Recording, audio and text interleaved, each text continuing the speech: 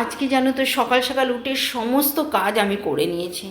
ঘর গোছানো থেকে রান্নার ঘরের সমস্ত পরিষ্কার করা হয়ে গেছে, কারণ একটু বাজারে যেতে হবে। মেয়ে অনেক দিন পর আসছে, তো মার দাদাভাইকে বললাম একটু বাজার থেকে একটু মাছ নিয়ে আসো।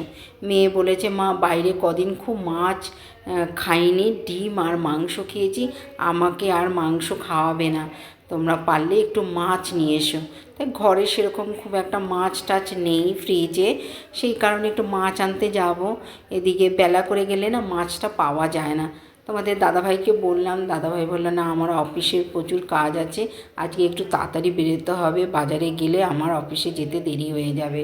তাই তোমাদের দাদাভাইকে খাবার অফিসের খাবারটা করে দিয়ে আমি তারপর বাজারে যাব মাছ আনতে। রিতার খুঁটিনাটিতে সকলকে অনেক অনেক স্বাগত। আশা করি তোমরা ভালো আছো, সুস্থ আছো। আমিও তোমাদের ভালোবাসায় খুবই ভালো আছি। তো দেখো ঘরে এই যে চা খাওয়া হয়েছে, সমস্ত বাসন সেগুলো আমি ধুয়ে নিচ্ছি।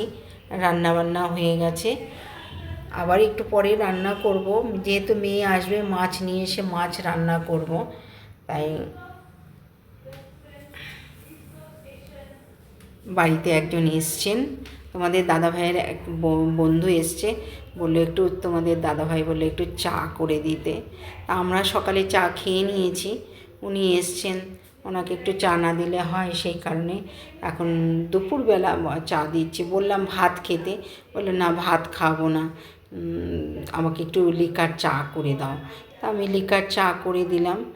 তো দেখো আবার বাজার থেকে মাছটা নিয়ে এসে দেখো মেয়ের জন্য আবার রান্না করছি, কারণ মেয়ে বিকেলবেলাই চলে আসবে।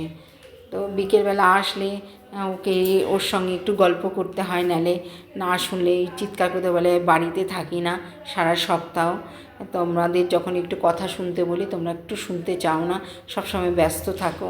সেই কারণে আমি সমস্ত কাজগুলো সেরেই রাখবো, ও আসার আগে সমস্ত রান্না করে রেখে দেবো, নাহলে ওর 7 দিনের গল্প না শুনলে ও খুব রেগে যায়।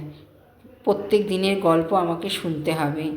যাই হোক, রান্নাবান্না হয়ে গেছে, স্নান টান করে পুজো দিয়ে দিচ্ছি। পুজো দিয়ে আমি একটু খাবো। আর মেয়ে তো বিকেলে আসবে, তোমাদের দাদাভাইও অফিস থেকে আসবে বিকেলে, তারপরে 3 জনে মিলে একটু জলখাবার মানে বিকেলের কোনো স্ন্যাক্স টাইপের কিছু খাবো আর গল্প করব। কারণ মেয়ের কথা না শুনলে মেয়ে খুব ক্ষেপে যায়, বলে 7 দিন বাড়িতে থাকি না, তারপরেও তোমরা আমার কথা শুনতে চাও না। সেই জন্য ওর কথা শোনার জন্য আমাকে সমস্ত কাজ এগিয়ে রাখতে হবে। আর ও চায় একটু মা বাবার সঙ্গে থাকতে। যাই হোক, ব্লগটা ভালো লাগলে লাইক কমেন্ট শেয়ার করে দিও। টাটা।